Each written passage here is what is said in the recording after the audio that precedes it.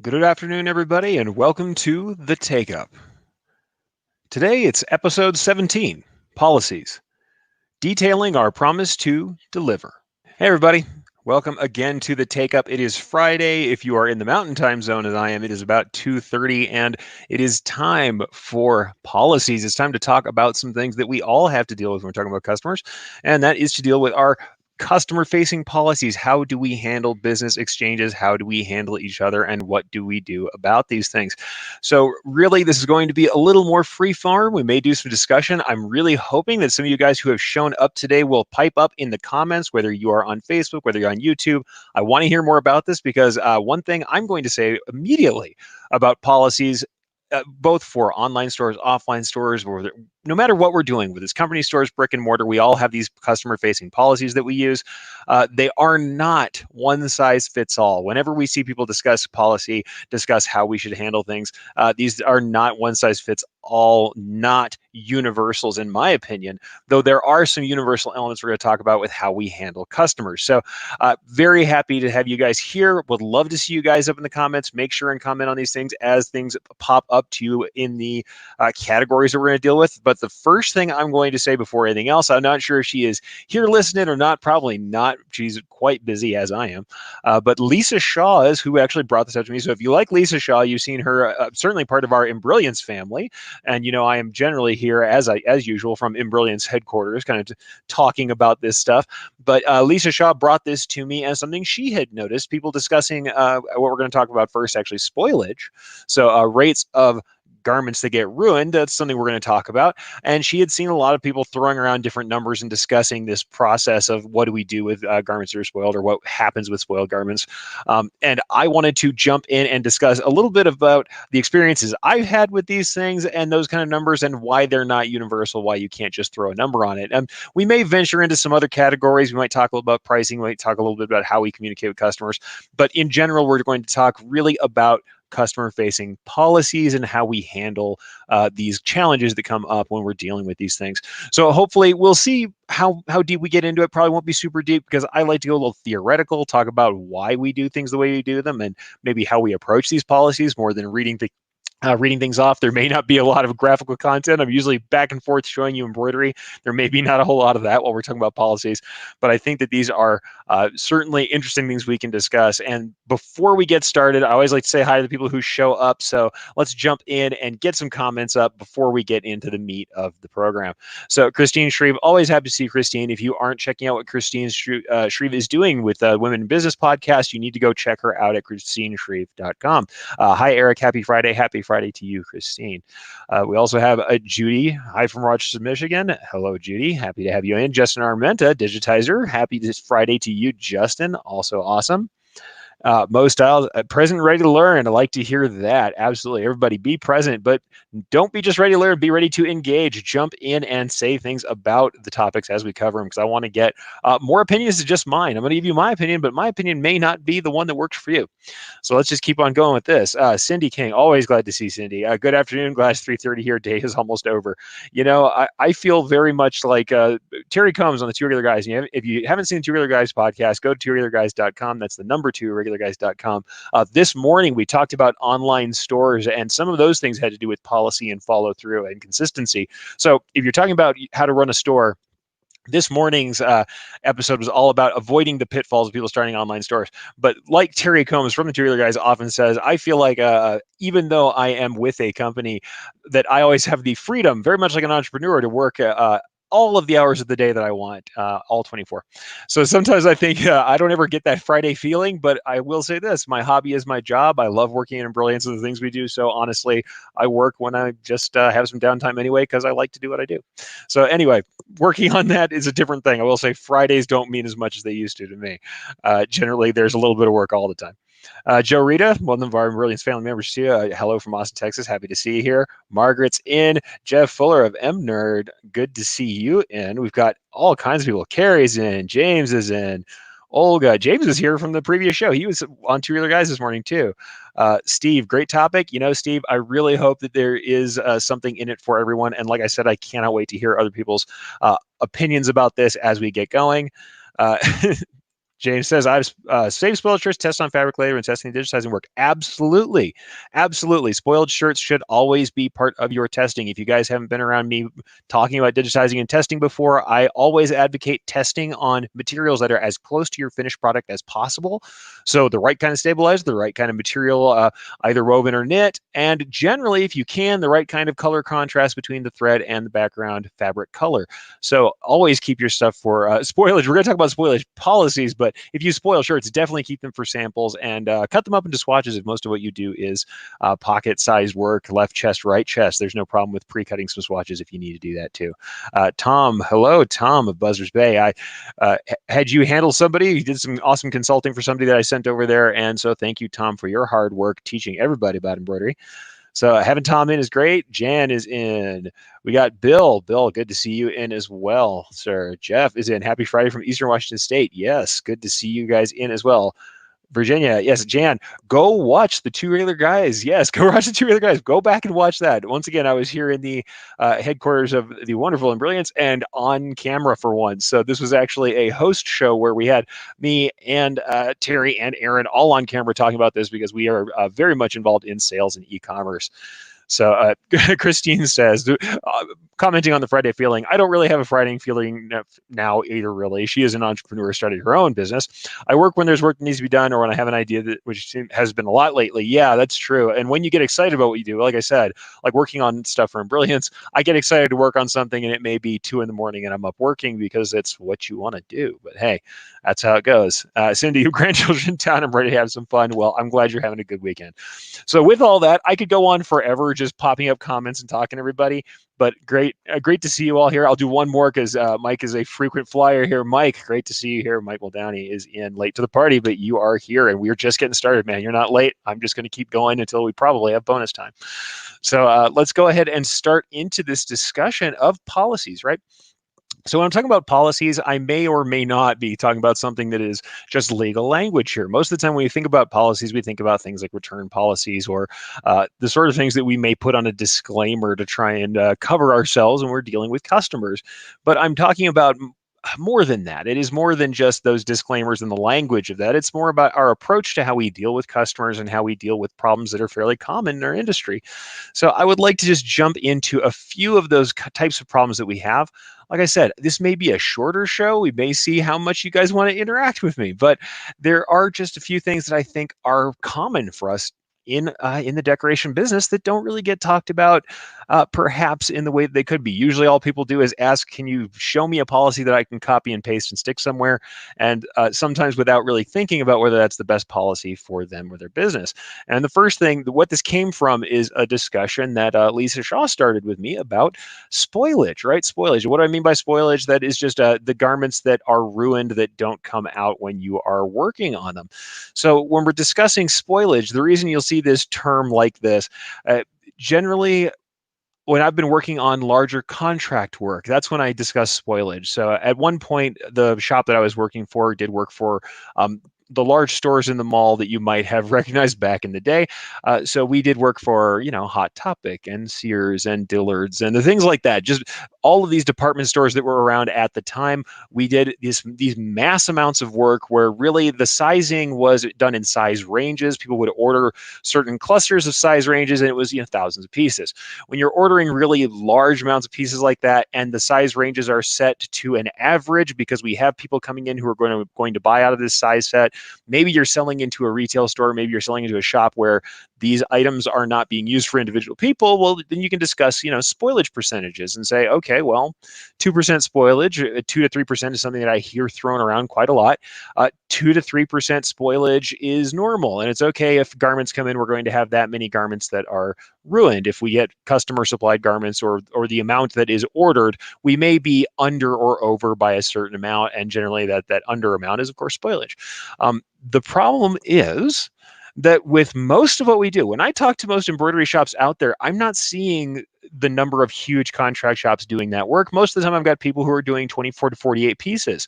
If you're doing 24 to 48 pieces, the chances are that the business you're working with very likely has gotten these sizes from the actual people in the company, the team, the group of people that are there, and they are expecting these sizes to be there for their stock. Unless this is going into a store situation, unless this is going into a situation where we don't know who's coming, but we're assuming a size range, then there's probably a sized item and frequently a personalized item that is being sold here. And if that's the case, then spoilage doesn't really make the same sense as it does in a large mass order, right? So talking about 2% spoilage is fine, except for when the team captain happens to be in the 2%. And they have an odd size that nobody else has. Now that's not spoilage anymore. Now that's not delivering on your promise. So that's one of the reasons I talked about this as the delineating our promise to deliver. Well, what we're delivering on is an expectation that we have to work with the customer. So spoilage, yes, there is some understanding that there are going to be garments ruined. What I think is that for most of us who are doing small to medium orders, the percentage is actually zero. This doesn't mean that we don't have delays or problems or we shouldn't discuss the potential for spoilage. What it means is that most of the time our customers will not be pleased and will not feel that our service is up to snuff if we underdeliver and leave somebody who has promised a garment without a garment. So yeah, I mean, without just pausing right there for a moment, for effect, I know, but this is the truth. When we spoil garments, that's fine. That is something that's going to happen. You're going to ruin garments. When it comes time to deliver, however, the chances are we're going to have to make up this spoilage somehow. And it's something that, like I said, any amount of legal boilerplate won't save you from upsetting a customer or having a customer have a bad experience with you if you don't make good on the promise to deliver the shirts that you promised to deliver.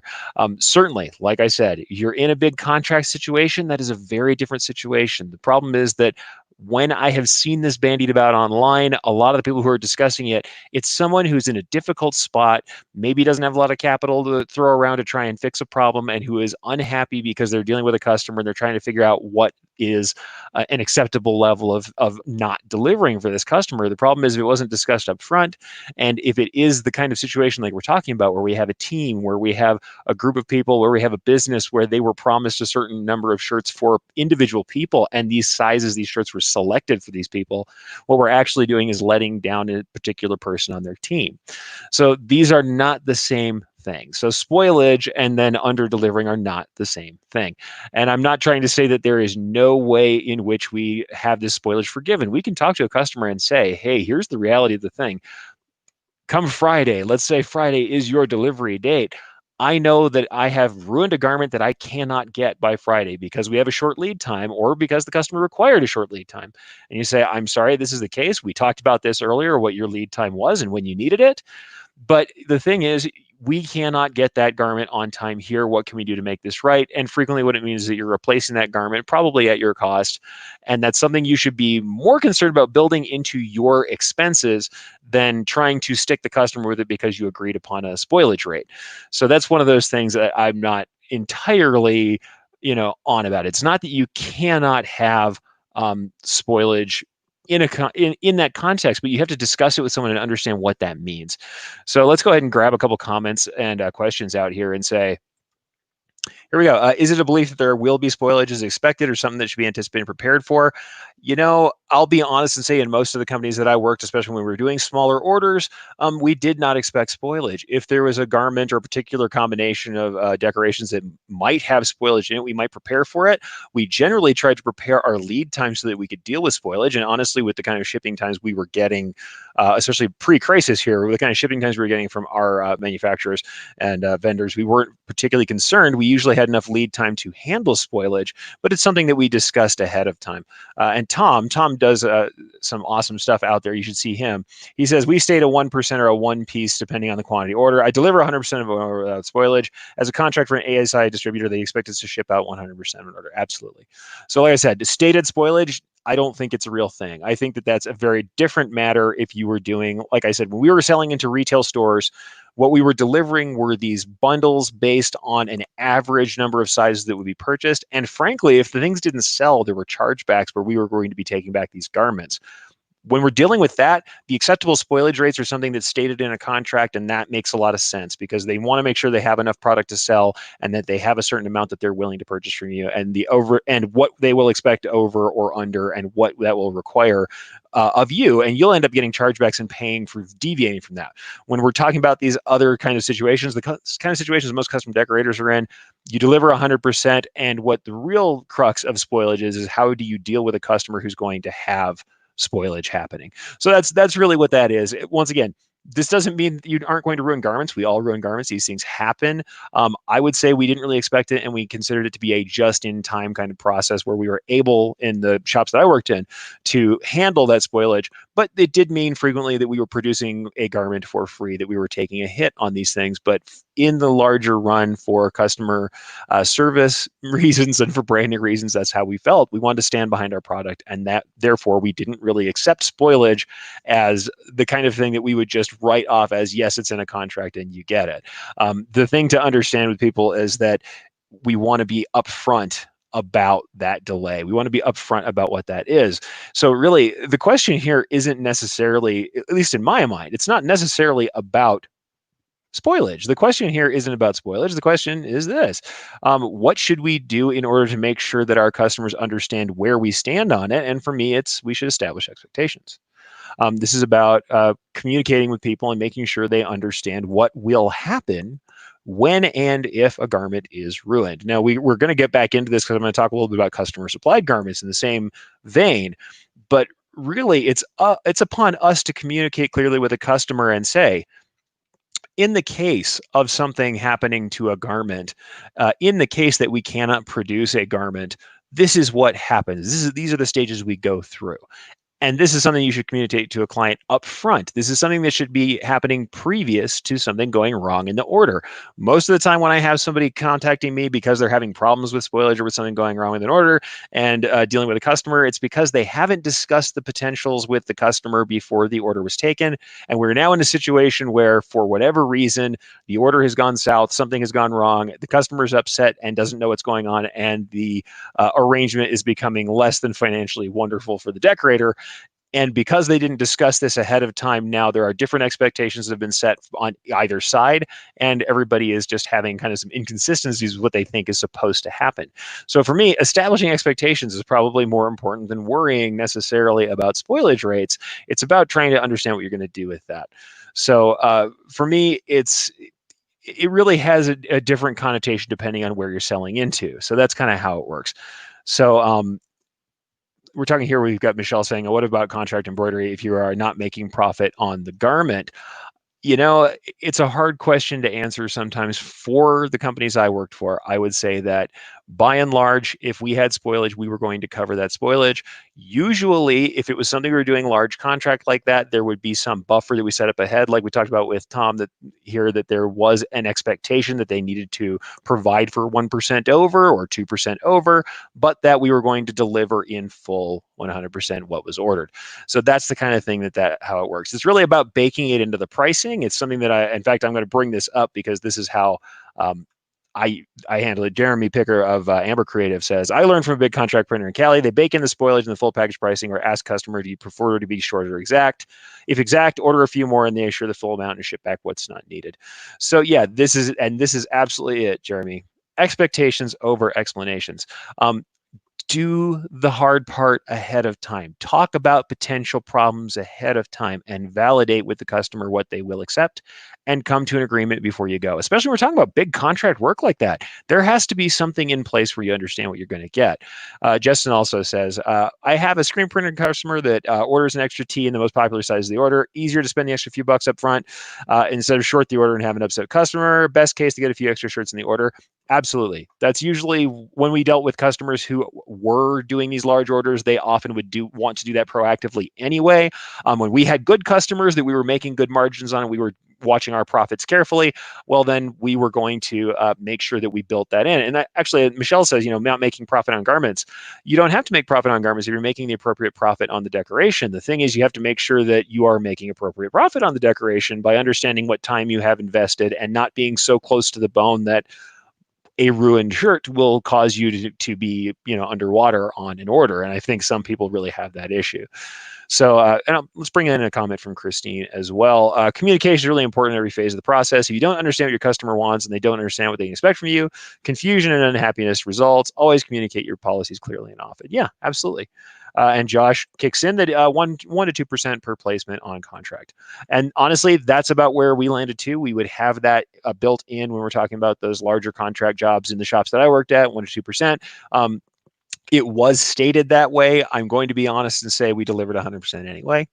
And frankly, we usually delivered 100%. And if it was at our cost, it was at our cost. The thing is, we were making enough due to how we calculated our profit and we're selling, we were making enough that that was not something that was a problem for us. That said, when we're talking about small orders, I think smaller orders, when you're not doing big contract stuff, it's usually unacceptable. It's not that you cannot ruin a garment or that you shouldn't make provisions or bake it in, as Jeremy says, bake it into the cost of what you're doing, but that you have to set expectations ahead of time and let people know. And because one of the other situations where this comes up is actually with delivery time. And it's more about the fact not that somebody's going to have to pay for this garment to be decorated again, but that frequently enough we have an event, we have something going on now, less these days obviously, but we have, for some reason, there is something going on in which delivering late is not an option. When we have that going on, you have to absolutely communicate with a client and say that spoilage is always possible. It could happen. It's not expected, but it is something that does happen. And that if it is absolutely critical that they have these garments at a certain time, the best thing they can do is have enough lead time for you to order replacements on time. So ultimately, what are we really talking about here, town spoilage? Yes, we're talking about percentages, we're talking about what you can ruin, but what we're really talking about, once again, is establishing expectations. I'm probably going to bring that banner up over and over and over again because most of what we do is deal with this, is making sure that our customers know what to expect and also that they know how we are going to handle problems. I'll say honestly, some of the most loyal customers I've ever had, it's not because I did everything perfectly from moment one. It's because when a problem occurred, they knew what to expect. And I handled it, or my company or the companies I were with handled it in such a way that they were pleased. Handling something that goes wrong is more proof that you can be trustworthy than just not having a problem in the first place. I know it sounds weird, but sometimes the way you handle a problem, especially if you do it in public, especially when we're talking about the world of social media where somebody can call you out for an issue, the way you handle a problem is the way you earn social trust from other people. When we look at reviews, if we see a company handling a problem in a way that we can accept, even when there's a poor review, we may look at that company and go, well, they handled it really well anyway. Yeah, I see these couple of poor reviews that are on here, but I like the way they handle it. I'm going to choose to trust them. I have a reasonable expectation that this is going to go well, even if something bad happens. So establishing expectations is there. And that's also why I would say standing behind your orders, even when there is some cost involved to you, is often the way to handle it. So that's how it goes, man. It really, it hurts because when you're first starting out, it's hard. It can hurt when we have orders that come up wrong or when we're first starting. We have things that sometimes cost us, and sometimes that's the price of learning, certainly. But establishing expectations can help you to not end up on the bad side of that anyway. So let's go ahead and pull out of spoilage for a second. And I'm just going to briefly discuss, because this is also a spoilage issue, customer supplied garments. Customer supplied garments could get kind of contentious when we're talking with people. I've had a lot of people who said we don't do any customer supplied garments. Frequently, when people are doing markup on garments, that's why they don't like to do customer supply, because usually their customers are trying to separate the decoration fee from the customer supplied garment with that customer supplied garment so that they don't have to pay for the markup in such a way, or they're trying to just literally get a cheaper price. The issue with this usually is more about pricing than it is about expectations necessarily, or it is about policy. This is a pricing problem. If your pricing does not have a method by which that you can take a customer supplied garment, insure yourself against losing that extra profit that you might have had from a garment you're supplying, then of course you're not accepting customer supplied garments. Whereas there are tons of companies that's all they do. I know contract companies who all they take is customer supplied garments and they don't want to handle any of it.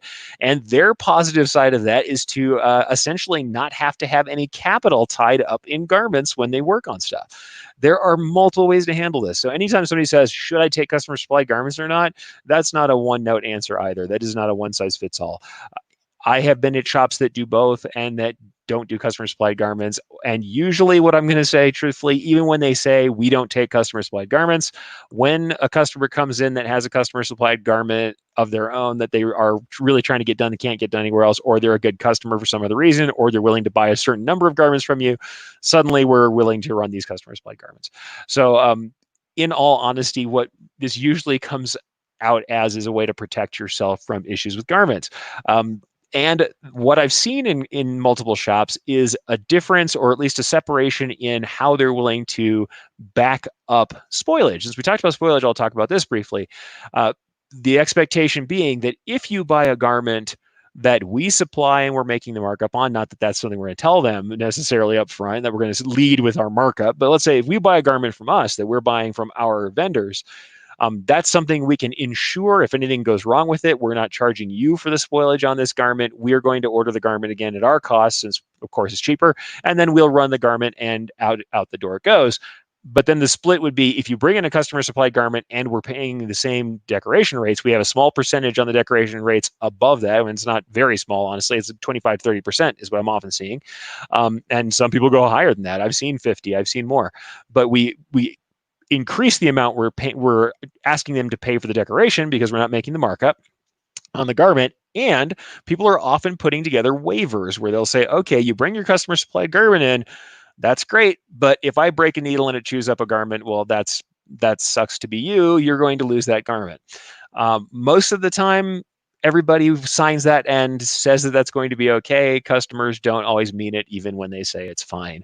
A customer can tell you up and down that they are okay with that happening. You won't know until it happens whether that's actually okay with the customer. Customers have different kinds of emotional reactions and other reactions that they might have to a garment getting ruined. And especially if you're taking on things that are not standard stock garments. There's a very different world where someone walks off to a Walmart or a Costco and buys whatever polo shirts they can and brings those in as trying to be cheap, to the other kind of customer supply, which is somebody brings in an heirloom quilt and wants you to embroider a name in the corner. These are very different things that all happen within the realm of embroidery and apparel decoration. People can bring in items that can't be replaced. They can bring in items that are very expensive. I know I've worked on tremendously expensive leather jackets that were mind-numbing to put a needle through, because as we all know, once you put a needle through leather, that hole is forever. That kind of stuff happens, and just signing a waiver, it can work, it can help, it is something that we should do in order to at least express to our client that there is a possibility for something to happen with the equipment that we can't control. However, the truth of the matter is that expectation doesn't always carry through. And that's why some people really don't like taking customer supplied garments, aside from, of course, the markup problem. So what I would say about customer supplied garments is that you can't think of this as a protective measure. Simply having that there for a cover your butt moment is not the best idea. You have to be very proactive with a customer and discuss these things. And yes, I know you're going to say, really, we're going to talk about all this stuff, but here's the thing. Do you want to be protective or proactive? You don't want to just be protecting yourself from damages. You want to be communicating with a customer proactively and letting them know what the realities of things are on the lead end. Yes, you could say, hey, I'm just letting you know if this breaks down, if something goes wrong, I'm covered, and you have said that it's okay, this garment gets ruined. You can say that, and you can say, okay, I'm protected. That's fine. The customer can sign it. But what we really want to do is proactively establish a relationship that's symbiotic with our clients, where we can say, hey, I want to consult with you and let you know why it is that these things happen and what really will happen if we have these damages, and what I can do with a damaged garment to remedy the situation. I discussed this with people when I was working on these really expensive leather jackets, and I said, once I put a needle through this thing, if I start embroidering a logo on it, once the needle's through, the hole is always there. Like I said, a hole in leather is a hole forever. You can never take it back out. But I did tell them, hey, if something goes wrong, something gets chewed up, I will apply a patch. I will try and repair it. I will do other things to try and remedy the situation. But this is the reality. If you come in with this $500 jacket, I've told you that I'd rather supply you something else. I'm here to give you a patch. If you want a patch, I'll give you a patch ahead of time so you can use that and put the minimal number of holes in your jacket as possible. But if we run this thing as requested, there's a chance that this will be damaged, and I'm not expecting to pay for this $500 garment again. I'm letting you know that though I don't expect this to happen, these things do happen and have happened, and that this is a risk that I'd like you to take with me. If you want to take this risk, you and I are both taking this risk together. I will decorate another garment for you free of charge if this happens. However, I will not be replacing this garment. And that's something that you can discuss with somebody and say to them, here are some other options that I think are safer if you really aren't comfortable with the garment. And honestly, proactively, what you get to do in this point is say, I care about how you feel about this. I don't want you to be unhappy when this doesn't work out, or if this doesn't work out. I think it can be done. Here's the experience I've had working on similar garments before, or if you haven't, you can be upfront with that and say, if you want to take this risk, here's what I'm asking you to do to enter in this agreement with me.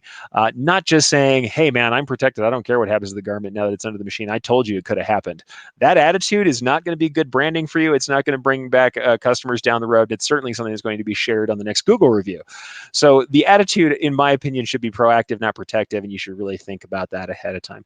So I'm going to go ahead and bring a couple more comments in because I have some really good ones here. First from Carrie, an educated customer is usually the best customer when continuous work is done with them. Yeah, and honestly, when you have customers who become kind of evangelists for your brand, one of the great things that happens is they'll educate other people. And the funny thing is, frequently, stuff that they learned that you had to teach them, they will look at another customer and go, I can't believe they don't understand that doesn't work that way.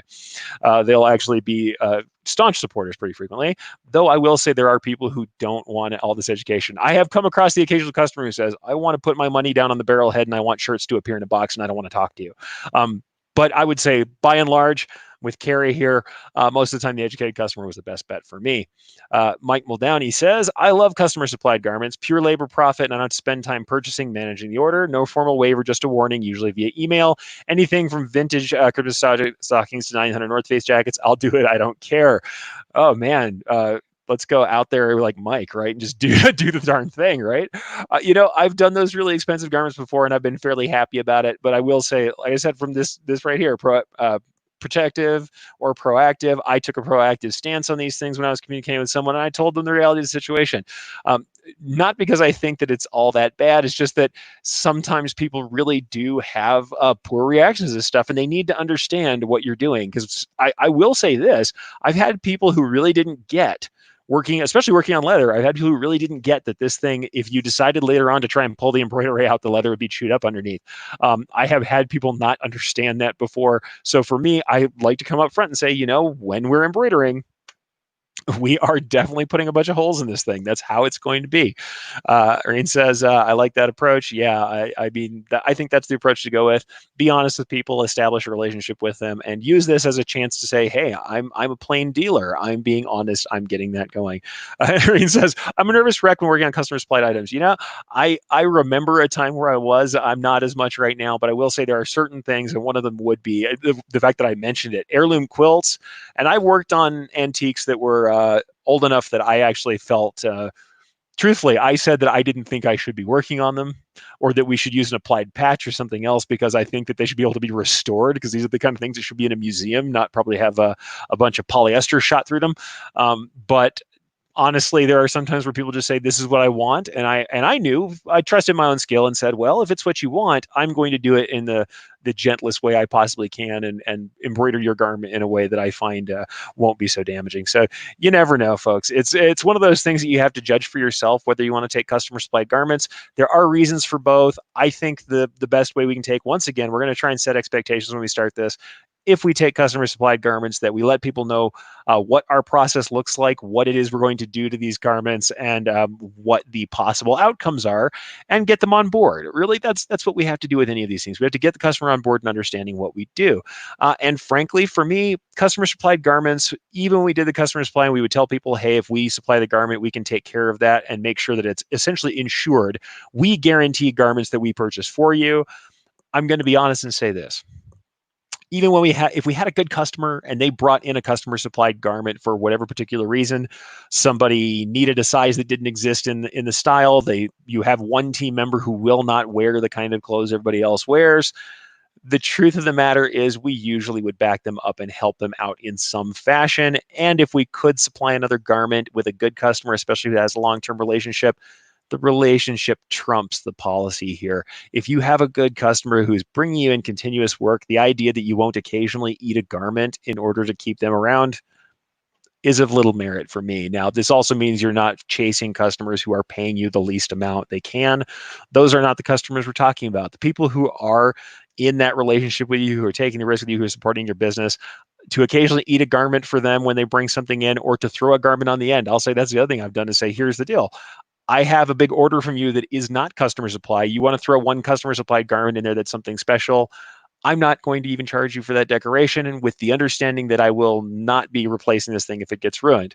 I've done that before too, and I know that others have done the same. So it depends on your balance. Somebody comes in and brings you box after box of customer supply, and here's where I don't love customer supply sometimes.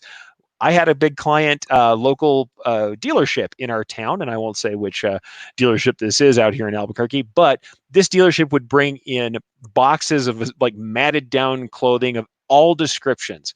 And the problem we had with it was, we have this multicolor logo that is now going on all these multiple different customer supplied garments that were not only of different colors, they were of different textures, different materials, would react differently to the embroidery.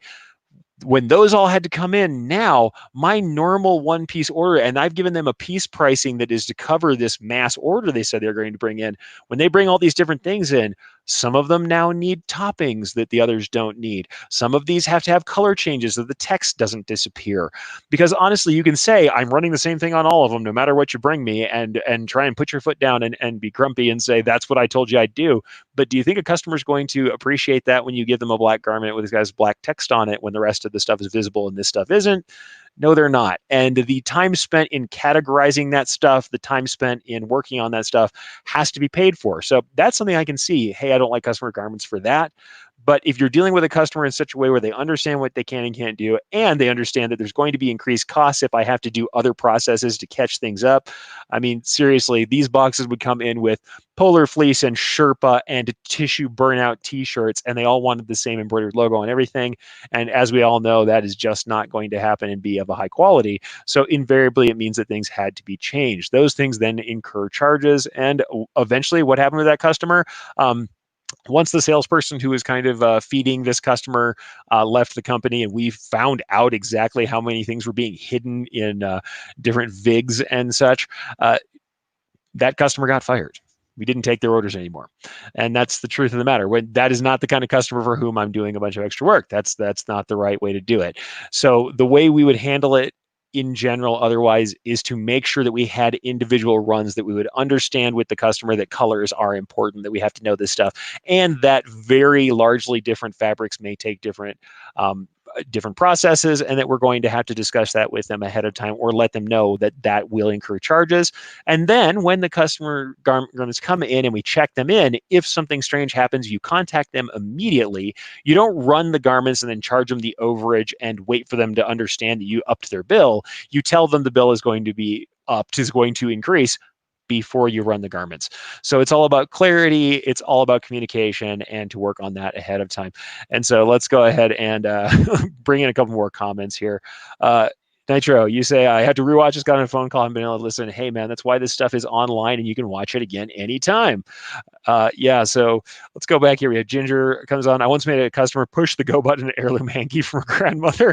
That is cold right there. Like, I'm nervous to do it. If you want to do it, I'll set it all up, but you have to push the button. Otherwise, I'm not doing it. That's one way to handle it. But something I've never done, bring somebody in and make them do the execution themselves, right? Irene says, patches are so much less stressful. Yep. Love working on patches for just that reason. Plus, the only thing you're ever losing is the amount of material is used to make the patch or emblem. It's why I love that stuff. And Tom, yeah, man after my own heart. Here he is, Tom Farr. We color coordinate for our golf shop orders. Same here. Yeah, if you're working with the customer and you're doing color coordination, you can make this stuff all work. But then the understanding is that you will know your pricing well enough that if you're going to do a bunch of other prep work or set things up or color coordinate, that it's not the same as when you have a giant run when everything runs the same. You don't have to do any work or rethreading or anything else. But as I know from Tom knows how to price his stuff, so he's not having problems there. It's when you don't price it out, you don't know what you're making. You come in, you pitch 1,000 shirt order, but what you actually have is a ton of 10 shirt orders in different methods and colorways and objects and files. now we have something different that definitely is not the same order we took or quoted. So that's how I feel like customer supply. For me, a mix of both is not a problem. I think most shops are probably going to do a mix of both in one way or another, unless they really are tooling themselves up for one particular side.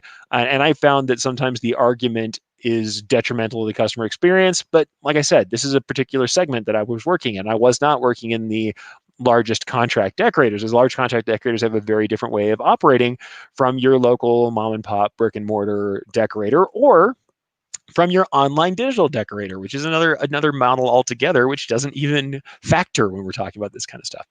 So yeah, definitely you have to see how that works with your own price, with your own expectations. One of the other things we definitely have to talk about with especially embroiderers, digitizers. As you guys know, I was an in-house digitizer for many years, but I also did some out-of-house digitizing as well, is digitized file ownership. And this one gets all sorts of dicey depending on who you're discussing this with. Who owns a digitized file? And I have heard all manner of discussion about whether it's legal that somebody owns it. Is there copyright involved? Is it the people who are digitizing? Is it a massive change because you're reinterpreting this into embroidery, or is it their art? And the fight goes on and goes on and goes on. For me, who owns a digitized file, honestly, is once again legally unimportant. And I know somebody's going to tell me, "Oh man, are you serious? Really, it's unimportant to you?" Here's the thing: as an embroidery shop, for me, I have to consider what the actual thing I want out of this deal, out of this relationship with a customer is. And the thing I want out of the relationship with the customer certainly is for them to, order more gear. Yes.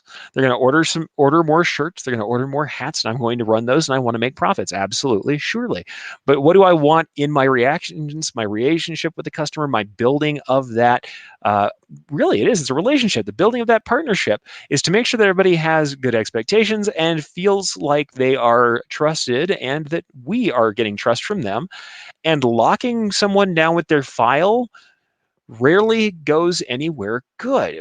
Fairly frequently, somebody will say, "I'm not letting them take my file. That is my work. I do this hard work, and I don't want them taking it somewhere else." By the time a customer is bargain shopping and wants to take their file somewhere else, your best chance of maintaining that customer is not to put an iron grip on them and punish them. And I know somebody's going to argue with me on this. This is a fight, and I know it's a fight because, like I said, Justin Armento says, and I agree. Ooh, let the fight begin on that subject. Yeah, I've had this fight many a time. For me, it's a very different thing, and I guess I'm with Mike here. Give the file to anybody who asks. Not a hill I want to die on. They want to take the file elsewhere. Let them go. I don't want to work with them anyway. Without going in that direction, that might be a little darker than the opportunity I'm going to offer here. Rather than just say, "Hey, I don't need you anyway," what I'm going to say is, for me, it comes down to this. If someone's a bargain hunter and they're going to move to other shops based on what the current prices are, they aren't really my best customer. They're not the customer I want to chase. And what I used to say, this is actually, I'll be honest and say, I was not always the nicest person if I got into a fight with a customer about certain things. This is just how it is, though. I would say to somebody, if they took it and they really were rude, my one rude answer was this. I'm happy to hand you that file. When you go to this other shop who's willing to do this for the price you've quoted me, which is generally much under industry averages, I'll tell them, "Hey, in 6 months when that company is no longer in business, please feel free to come back and we'll handle your business." Now, I know that's not nice, and it's not me. It's not usually how I am, right? That's not me. I'm usually not the person who's trying to tell you, trying to be rude and say, "Hey, that other shop, I don't care. They're going out of business because they don't charge enough." But it happened often enough in my career that I did say that to people. For me, here's the thing. When you establish this with your customer, certainly people will say, "Okay, I call it a setup file so that I don't have to give them the file. I call it this, I do this, whatever it is." Honestly, the end of the relationship is, if you try and control a customer by tying them down, most of the time they're going to resent you for it. The best thing you can do is part on good terms. Say, "You know what? If there's something you didn't like about the way we were executing, I'd love to hear about it. If you're willing to tell me about that, here's your file. If later down the road you don't like the service you're getting at the other shop, I surely have you back. That's fine by me. And I hope you have a good experience, right? I hope you have a good experience with that stuff." So those kind of things are just what you would say to folks. You just want to establish that ahead of time. And for me, everybody talking about legally who owns it is just not material to the relationship we're building with the customer and the brand that I want my shop to have. So for me, here is the difference. And I'll say there's actually a difference in the way I handled it that is a little bit different, right? The way I handled it was to actually have two tiers of giving up the file. If you want to call it giving up the file, there were two tiers. If someone wanted their file and they were running out and they don't want to pay and all they're upset about is they're taken off, I'm going to give them a bare machine file. This is a DST file. I'm not printing out extra copies. I'm not handing you a stitched out sample. What I'm doing is emailing you a DST file with no color selections listed. You can work with your next customer or your next embroidery shop. They will help you to match your colors with their color stock anyway. And you'll go through that process, get your colors matched over there, and you'll handle the job. They take the bare machine file. I'm not putting any more effort into it, especially if they haven't paid for that on the lead end. And this is, once again, on the lead side of this, I would say, or talk to a customer ahead of time. Say, if you want to maintain ownership of your file and you want all this together, here's a fee. For this fee, I will produce for you essentially a physical copy of this thing. Here is a canonical sample that was run of this file. Here is the file itself. Here is a listing of the colors and the matched colors to our brands of thread. And I hand you that as a package, as a style guide for your embroidery. And I sold that package. And frequently enough, too, when people wanted to leave, if somebody was asking for their file, it wasn't always leaving. Sometimes you find out that you have corporate clients who, when they have a contract with something they have to hire out of house, that they are required to gather all of those assets and bring them back home into the corporate, the corporate internet, the corporate ethernet. They have to have that on their servers. They have to own that file in order to pay for it. That's something they have to do. We found that several times. And other people were just, after bad experiences with other embroiderers who were trying to control them, they lead with that question because they don't want to be under the control of an embroiderer who's not delivering for them in some other fashion. They're not delivering on the time. They're not doing the kind of quality work I expect, and they want to make sure that they have the freedom to do this.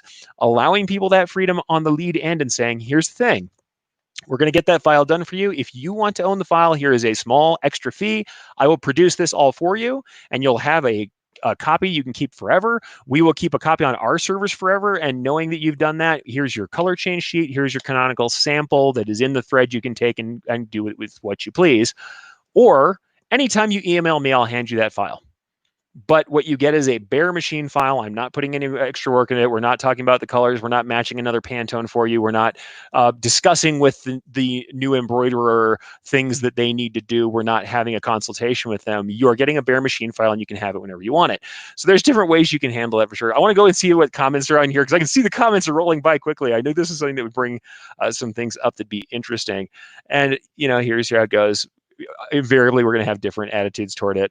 So let's go ahead with file ownership. And this is Ramona. She's got a question here. As a contract digitizer, I flat out do not feel I have rights to the file. I provide a service for my client using tools and skills they do not have, and they trust me to provide. The only time I retain ownership is on my stock designs. Yeah, no, in contract, it's a different world. It's when people are doing digitizing in-house or ordering it, and they bring in that file, and they want to. Usually, it's this protective attitude we get into. If you were talking to my friend Aaron Montgomery, the two earlier guys, he would say you're not in this. You're in a scarcity mindset, not an abundance mindset. If you believe that there's abundant orders that are going to come your way and people are going to be there, then you let things go and you don't worry about it because you know something else is coming. You're not trying to protect every little order you get and tie people down. The problem is you tie people down, they feel that. They feel that kind of constraint you're putting on them sometimes. I'm not going to say there's no such thing as lock-in. I have clients that we kept, and I think we kept them because everything was already in-house with us. All the colors were matched. I had created custom fonts for them. You guys have known, you've seen me doing work with Stitch Artist for Brilliance where I'm making custom fonts and stuff. And as you guys know, I'm really a kind of a creator of fonts. Even as a hobby, I love to make embroidery fonts. But sometimes those custom fonts were things that I was definitely not letting go because a custom font of that nature, that's a pretty big investment. That's not something I was letting go to everybody because it was something that I made as a tool. However, when we're talking about a one-off digitized file like that, yeah, we're going to let that go. But certainly under the contract, whenever I did out-of-house contract work, who paid me has that file, and that's the end of it. So that's one of those things. So it's hard to say. Arlette says, as a digitizer, the person who pays me for the file is the owner always. Sure. And that's the thing. But that means to you that the embroidery shop, if they paid you for that file, then that end customer is not the owner, right? The thing is, some embroidery shops are also charging a digitizing fee, and then it gets dirty as to whether or not, hey, gets a little muddy. Is the customer who paid a digitizing fee, they own the file now? Honestly, I think none of that is as important as how you establish your relationship. Jeremy, once again, whoever pays for it, and yeah, everybody sticking their tongues out at me. Of course, that's what you'd say. But original art with the digitized file should be separated. A client wants a design we created that to pay an art release fee. This is made for embroidery for our project. Is their logo? I'm happy to give it to them. Jeremy does creative work that is beyond just the logos, just the stuff that's brought into him. He's doing stuff that's interpreting artistically that an art department worked on, and so that's where he makes a difference. Is he's doing a treatment that's different than reproducing it, and so for him, it makes a difference for original art versus, maybe reproducing a logo. I will say, as a digitizer who did kind of original work even on logos, that for me, that's something that I would say my interpretation I did see as valuable, but frankly, it's just one of those things that I think in the long term running a business, you can't be in this protective mindset where you're trying to lock people down. The chances are that it will cause issues. So that's how I feel about it. So here comes Justin. I heard a great view on this subject. Digitized file to an embroiderer is a pencil to an artist. It's a tool that creates embroidery on the machine. Digitized file is not someone's actual design they own. Here's where I'll agree with you on that, Justin. The digitized file isn't something they own because it's their logo. That's part of the issue. Is when somebody says, well, it's my logo, so I own it. I'm saying, no, the interpretation is mine. What I'm going to say is that sometimes you are winning a Pyrrhic victory at best. This is a victory that wherein everyone loses. Sometimes when you have this fight and tell somebody, I own the file because I made it, you can do that. The problem being that if we're talking to a customer and the end result we want is to increase trust and have them continue to order from us, the better option is to find out what's going on. And if they are absolutely sick of working with us as embroiderers for whatever reason, whether it's their fault or our fault is immaterial, locking down that file and punishing them, I mean, you're pretty much sure that you're going to kill that relationship and they're going to burn bridges and probably tell everybody in town that that's what you do. So that's one of those things here. So it just depends on how you feel about it. Mike chimes in as well. Whenever possible, I use a machine shop analogy. The file is just instructions from my machine. There's no inherent IP inside this file, XY coordinates, but I'll email it to you right away. Yeah, no, totally. Tom says, we don't have a problem giving a file to any of my customers. It's all about the relationship with the customer. Yes, Tom, absolutely. And by the way, Tom, with a very successful shop, doing all kinds of great work, and he does a lot of creative work, folks. Creative work that is beyond interpretation. Tom still hands them off the file. And so that's what I would say. That's how it goes, man. It just depends. Cindy says, most of the time they don't want to ask for the file. They're embarrassed or don't want you to know that they're leaving. Yes, if it happens here, I only send the file. They get to figure it out. Yeah, I'll admit, maybe that's my one bitter thing I do is that I will separate that out. But for me, it's more about this. I am thoroughly willing for them to have the file. I want them to understand that all the creative work and the decisions that are made in the making of the file are a valuable product that has value in the lead end. But once again, I don't wait until someone leaves for them to understand that. On the lead end, when I'm going to have to digitize for someone, that's when you discuss this and say, and I'm telling you, I trained salespeople to do this. So as a digitizer, we talked with the salespeople and I trained them to say to this customer ahead of time, we're going to need to digitize this file for you. We have a digitizer in house who's going to handle it. You can discuss with them the different things you need to do. He's going to talk to you about some things during the interview.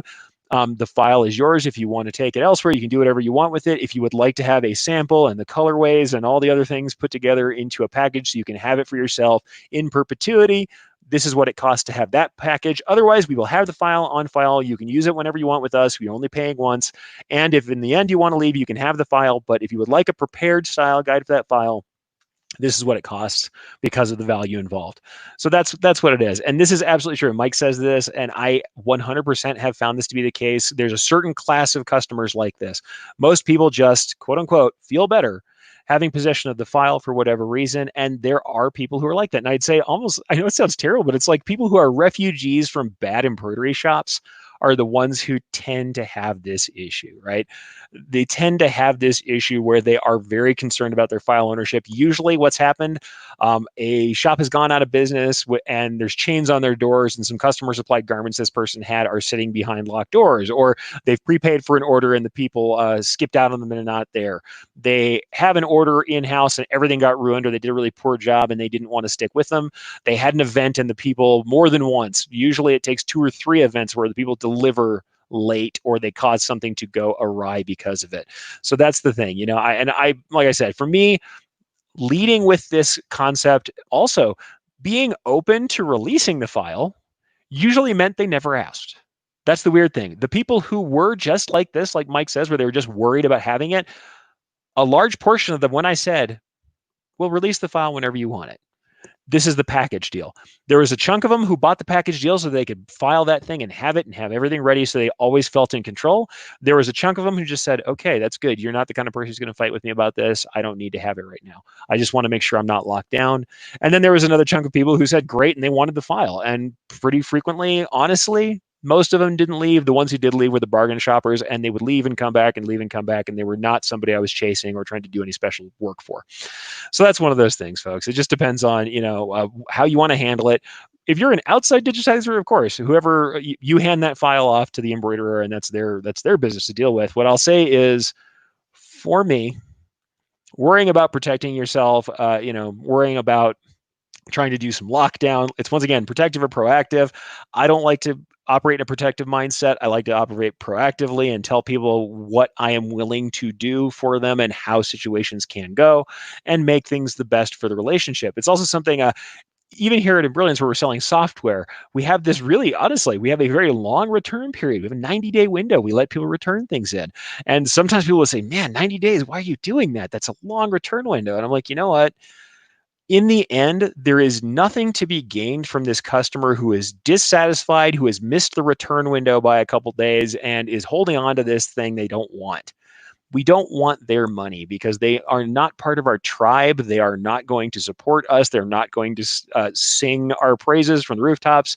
The best thing we can do from the person who doesn't like our service and who is bound and determined to leave is to let them leave gracefully. And if they are satisfied in that process, then they won't feel the need to strike back at us or to go profile us online and put us on blast. The best thing we can do to salvage, if we can call it that, salvage that relationship and say, hey, I would love to know what you didn't like about how we were working. Lots of people are so worried about blame and problems like that they get upset about that experience. Having someone tell you what they think you did wrong doesn't mean you did it wrong. It means you can finally understand their perceptions of what was wrong. And understanding those perceptions is worthwhile. It's Jay Baer put out a book this year, Jay Baer, B-A-E-R, Jay Baer, and it's called Hug Your Haters. And what he says is that when you're looking at people who are giving you bad reviews, who are upset, that there are many more people who have not said they were upset, who aren't telling you what's going on. And you should actually value those people who give you these upset comments because they're actually telling you something that you might target or improve. The thing is, being open to this doesn't mean you're saying, I'm at fault, customer's right, I need to change for sure. What it means is, I want to see what the perception of that customer was. And in the end, when we're talking about things like giving up files, what it means is I'm going to help this person transition in such a way that they're holding me blameless, that everyone had the best experience they could have had, and that they understand that I want the best for them as a customer, and that in the end, there may be some time to come back to that down the road. So it's kind of hard. It's kind of hard to say that this is going to go well all the time. What I'm going to say is that in my experience over the course of my career, I have had more gain from acting as if things were going to go well, for trying to establish expectations in a way that were mutually valuable, than I have from trying to protect myself, trying to keep things down, trying to lock things down. I mean, that has not been valuable to me. What has been valuable is trying to maintain customer relationships, increase customer buy-in, and continue working with that. So that's what I'm saying here. So and here we are from Cindy. If you're putting out a fantastic product, they won't even think about the file. Yeah, kind of. Like I said, I admittedly I was kind of telling a joke there, and it was something I did really say, where I said, "Hey, yeah, take it to the other shop, and in 6 months, when you're tired of their quality or you don't like what they're doing for that price, come on back to us." Well, truthfully, that's how I felt about it. Is like, I knew we were producing a good product, I knew we were standing behind it, and I knew that we had good service, and that we were really above and beyond with the way we were handling people. Then even if they take your file over there, the next time they make a change, the next time they have a different file created, they have a different image they want to work on, they work on a garment that's difficult that you handled with aplomb, but the next person might not be able to, they might be on their way back, even if you are trying to get them back. And frankly, if someone is ready to bounce on you and you have no idea why, the chances that they're an awesome customer who's going to be loyal in the first place, probably not great. If it really is the customer's fault, which is the thing we talk about fault as if it mattered.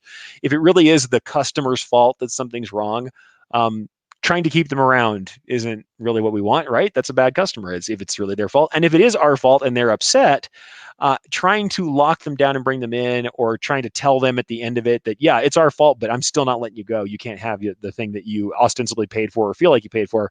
It's a hard sell. It's a hard sell. So, that's how it goes, folks.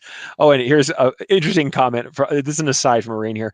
I'm a newbie. I cringe whenever a customer asks me to do whatever font has worked best for me in the past. Yeah, I hate when somebody says, I know, what's cool. Do whatever you want. Absolutely not.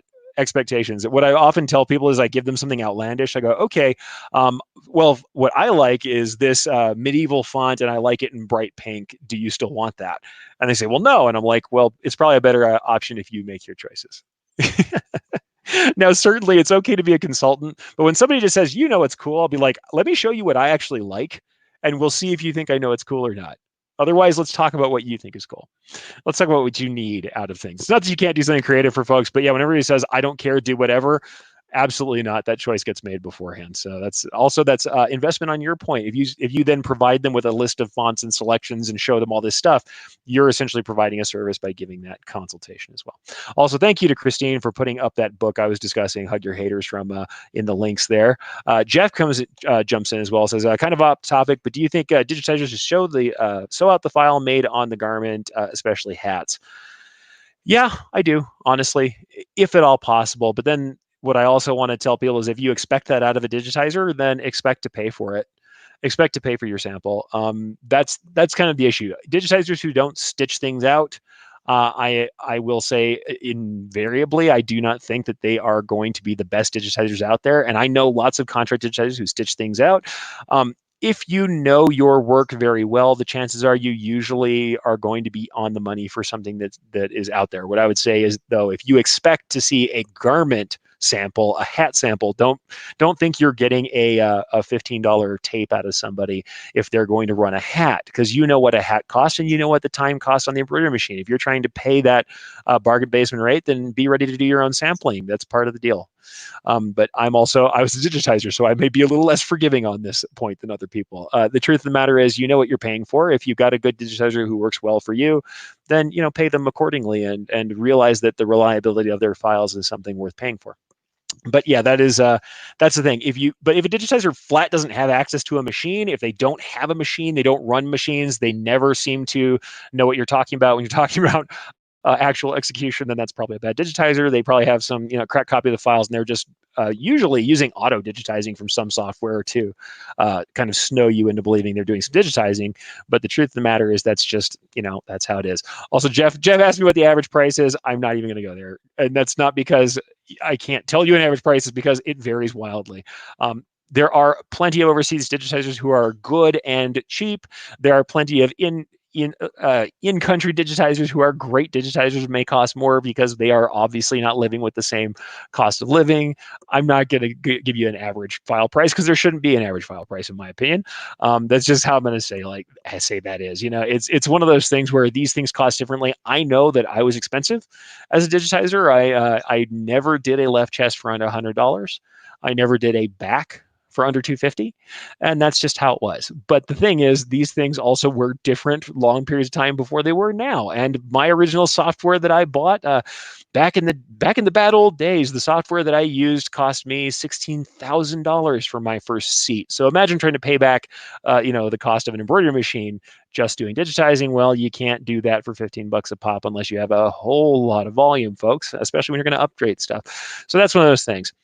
If someone is experienced, they may not need to run it on a sample hat or whatever. I would say that someone who doesn't run a sample should be willing to do an editing run for you for free. If you run it on an example hat and it's not coming out right, and it's reliably not coming out right, then certainly they should do the editing for you. But the truth of the matter is, you're going to have to discuss that expectation with people. I like to see embroiderers or digitizers running samples. I always did, but I also charged enough that I could run a sample and it made sense out of it. And I always did run samples and provide them. That's how it is. Mike comes in with another comment on this one. My main outsourced digitizer doesn't have a machine, but did run them for 20 years before. Always great files. No hard and fast rule. I'm going to say, yeah, no, that's true. Like I said, I could provide you a file right now without running it, and the chances are it'd run all right. I did a lot of digitizing for many years. Most of the time when I run a file these days, I don't have to run a sample to get my work done correctly. So you can run the sew out file and find that out, but It's hard. And also something like this. And I agree with Andres here. He says it does a lot of digitizing. Sometimes you run a sew out of file, but sometimes you have huge designs and it's difficult to do a run like that. Yeah. If somebody wants to pay you very little and you have an 80,000 stitch design, we all know about how much time that's going to take to run. How much are they going to pay for the couple of hours of your labor on top of the digitizing? That's something that has to factor into the costs. And I think that it's not wrong for a digitizer to say, hey, yeah, if I'm doing a piece like that, that's why it costs so much. And I'll say, why did it cost so much when I did that work? Yeah, I'm doing these jacket backs, I'm running off a sample. So obviously, if I'm running off a sample, especially if a digitizer is doing it personally and watching that sample run, as many of them do if they're excellent digitizers are trying to do something above and beyond the normal, then it's not bad for someone running that. And I'm with Cindy on this. Why do we run samples? I want approval before I run 200 caps. I'll be honest and say, no matter who ran a sample for me, I'm running a sample on a garment for myself anyway. So what I'd say is this. I want a digitizer who has machine experience. I want a digitizer who has stayed up with machinery to some degree, at least that they understand how to run them. But at the same time, it's not something that I necessarily think is impossible that you couldn't have a digitizer who doesn't run samples who is still good, especially if you're an experienced digitizer. But that's where you establish a relationship with the digitizer. When you run their pieces, you understand how those things work and you understand essentially what you're going to get from them. That's about establishing that relationship. So let's go ahead and start to finish out here, folks. These are the couple of the concepts I want to bring out one more time. Number one, I think ultimately we're talking about policy, no matter what the policy is, whether it's spoilage, whether it's file ownership, no matter what we're discussing here, the best thing we can do is to establish expectations. And on the lead end, express these things before the problem happens. Don't come to the problem and have to backtrack and worry about it then. These are things you have to think about before a customer and you shake hands for the job. And yes, I know these days we aren't shaking hands much, but virtual shake hands or not, they should have a chance to understand what you're stepping into and know how you're going to handle problems. The next thing, communicate clearly. Better than I just did there. Communicate clearly. Make sure that you are communicating clearly and completely the way that you're going to handle things and the way things go. Those policies, especially basic policies like return policies, stuff like that, should be available for them to read at any time if you've got a website or any sort of policy there. But the truth of the matter is that you need to make sure that those things make sense. If they don't make sense to your client, it's very easy. We have these problems where sometimes the client will come to us and say something doesn't make sense. And our first instinct is to say, that's stupid. I told you, you're stupid. The client's dumb. We have stupid people who are just don't understand things. If they universally don't understand things, or let's say this, I'll just put it right out there. Let's say your clientele is stupid. You really have stupid clients. Well, if the people you are chasing who are paying for your bills are stupid, it's probably a good idea if you learn how to communicate to stupid people so that they understand what they're getting into and then they don't hold you accountable for things they don't get. So even if it's their fault, it does not matter. These are still chances for us to improve our process so that we make sure everybody's on the level and understands what's going to happen. Doesn't matter if they're stupid or not. So, like I said, it's easy to say the customer's dumb when all the customers are dumb and they don't understand you. It might be either it's you who hasn't done the communicating correctly, or hey, you got dumb customers. You better tone down your language and get them on board. Like I said, not the nicest thing I've ever said, but totally true, folks. The thing to remember too, we're talking about a relationship that is value for value. We want to make sure we're providing value, but if we are, we need to get value back from our customers. This also means that when we're working in these relationships and these policies, the policies should be set up so that we're making that relationship happen, so that the customer understands that we are here to deliver a certain value to them, but that we expect a value back from them as well, and that these relationships only work when value is being traded for value on both sides. And that's something that's worthwhile to say. And also that there are times we're going to say no. There are times we're going to say no. But we should always think about what saying no means and what we actually want. What is the end result we want here? And are we being protective or proactive? Well, we want to be proactive. We want to make sure we explain these things ahead of time, and we want to establish a relationship that can survive difficulty. And we want to establish processes that work despite difficulty in our own shops. So instead of protecting ourselves and trying to shut things down and trying to backpedal, we want to be proactive and establish processes and relationships that make sense for everybody, that everybody can get with. So hopefully that was valuable to you guys. I mean, that was kind of a fun time. I know I enjoyed some of that, and some of the contentious stuff I think is good, right? I like that. But hey, we all have problems. These things happen, and it doesn't matter to some degree. Like I said, every time we get into legalistic commentary where somebody says, well, if you charge a certain fee and we call it this, then they own it. If you don't call it this, they don't own it.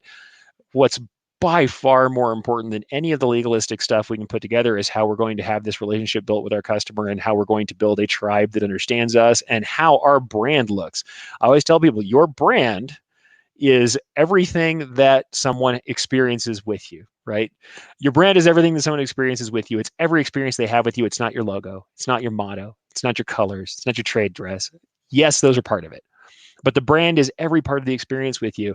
And that relationship that you're building is important. So if we get to a place where you can trade value for value, then we don't have to worry quite so much about this stuff. Should you have some legal language in process? Absolutely, because things are going to get ruined. There should be some legal language so that when someone does just absolutely come down to it, and you've got a litigious, unfortunate human being who wants to fight with you over a couple of garments, you should have some protection there. That's fine. I'm not saying don't have policies. What I'm saying is that what's more important than the policies when we're talking about our day-to-day efforts is to establish relationship with the customer and to have that clear channel of communication. I'm going to go ahead and grab the last couple of comments. By the way, I see some comments that are unrelated here. They're about to get deleted, so don't worry about me cleaning those up. That's going to happen shortly. But for everybody else, let's talk about these other ones. By the way, this is funny. I love this. We talked about jargon the last couple episodes here shortly. Jeff says the ID10T error. If you don't get that one, it looks like idiot. The other one we always talk about also, this is mine, is say there's a short between the chair and the keyboard, or we call that a PEBCAC, right? A problem exists between chair and keyboard. So that's that's one of those things we like to say when we have a user who's having problems, and that's the kind of stuff you say internally to blow off steam. It's okay if between you and the other people in your shop you're like, man, these clients are driving me nuts. They're killing me. I don't like what they're doing, whatever. I mean, even among our users, there'll be a time where I go, oh man, I can't believe people don't read X thing that we wrote about a feature. At the same time, I always stop and go, well, I understand that people don't see everything, that I need to help direct them. And what I really want in the end for the relationship with this customer is for them to be happy and get what they want, for me to be happy and honestly, get paid to get them to keep buying from me, and for us to continue expanding this embroidery world that we love so much. So that's one of those things. And also, Jeff says, even with, like I said, with stupid clients, if you want to call it that, the comments affect your business, whether the customer is smart or dumb. They want to feel valued. It's our job to make them feel that way. Absolutely. And that's one of those things. We talk about story brand. If you haven't seen Donald Miller's story brand, which is kind of making the rounds right now, one of the things that goes on there is saying that we should be making the customer the hero of this story of the sale, the story of how we deal with them.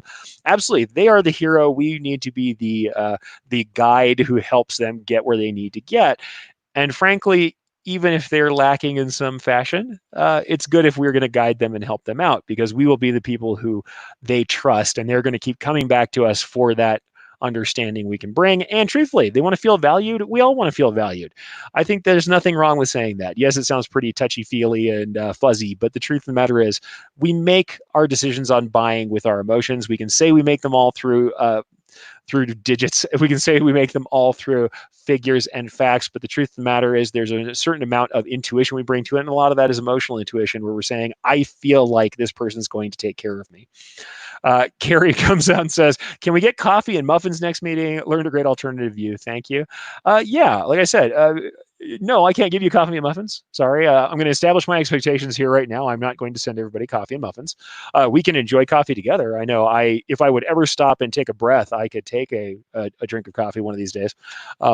But I usually have coffee behind the scenes if you want to enjoy coffee with me. It's like, maybe that's what we should do for our bonus time, right, guys? You guys love bonus time. Next bonus time will be our coffee sipping bonus time. But suffice it to say, I'm glad that we got to talk about these things. And I know we had some alternative views. I know that some of the things I said today, somebody here is angry that I said it. And I get that, guys. Christine says, I like chocolate muffins if anyone's buying. Yeah, please, if you feel like sending muffins. You actually don't send muffins. I did a fairly large weight loss, and the last thing I need in my life right now is a chocolate muffin. Suffice it to say, I understand that we have alternative views here, and that, like I said at the beginning, this whole thing, there is no one size fits all answer, and different people are going to come to the business in different ways. You can be highly technical and have a very legalistic way of handling things, and have customers who like that and who like these well established norms and who want to go with it. You're going to have other people who have this very handshake, friendly, personality based culture in their company, and have customers who love that too. I'll say, even within the companies I worked at, we would have people funnel to different salespeople, knowing that this person liked the all business approach, this person liked the all emotional approach, this person in the middle just wants to do this person wants education, this person doesn't, and we would funnel them down the track to get what they needed out of that relationship. So the ultimate end of this, no matter what approach you want to take with this stuff, I would say these things are still true. Establish those expectations ahead of time.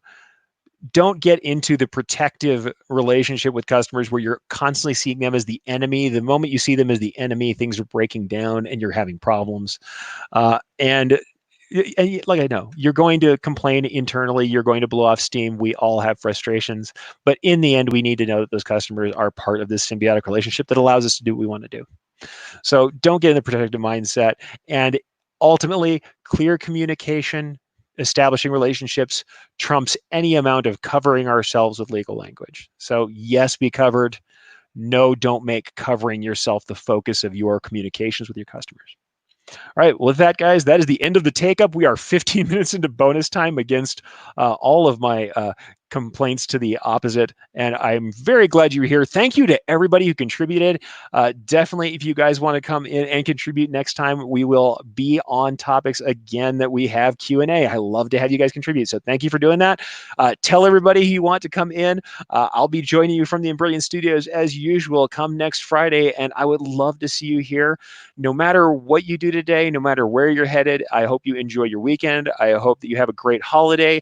Thank you for the service of the wonderful people in the military for whom this came from, and the veterans, the people we lost for Memorial Day. I have to thank them posthumously for their service, and say, everybody take a moment to think about how your life has been formed and the freedoms that you have. I think that's a good thing to say. But for all of you guys, stay strong, stitch on, dream big, get out there and do it. But I hope that the one thing you take from it is that we all have a chance to communicate and make ourselves understood, and that everyone needs to be understood.